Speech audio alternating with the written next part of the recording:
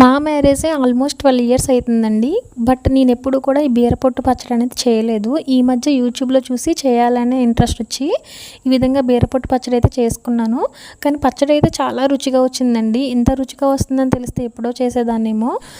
ఇందులో నేను జీలకర్ర, ధనియాలు, మినపప్పు, కొన్ని నువ్వులు, అలానే వేరుశనగ గుళ్ళు, కరివేపాకు, పచ్చిమిర్చి, అలానే బీరపొట్టు, టమాటాలు, చింతపండు, ఉప్పు ఇవే వేసుకున్నానండి. వీటిని బాగా చక్కగా ఫ్రై చేసుకుని, మగ్గించుకుని, చక్కగా మిక్సీ పట్టేసుకుని తర్వాత చిన్న తాలింపు అయితే పెట్టుకున్నాను.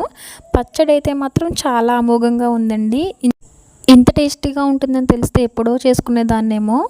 మీరు ఇప్పటి వరకు చేయలేని వాళ్ళైతే మాత్రం కంపల్సరీ ఈసారి బీరకాయ పొట్టుని డస్ట్‌బిన్‌లో వేయకుండా చక్కగా ఇలా పచ్చడి చేసుకొని తినండి. మళ్ళీ మళ్ళీ చేసుకొని తింటారు. అంత టేస్టీగా వచ్చింది. నాకు మా ఫ్యామిలీ మెంబర్స్ అందరికి కూడా ఈ పచ్చడి చాలా బాగా నచ్చింది.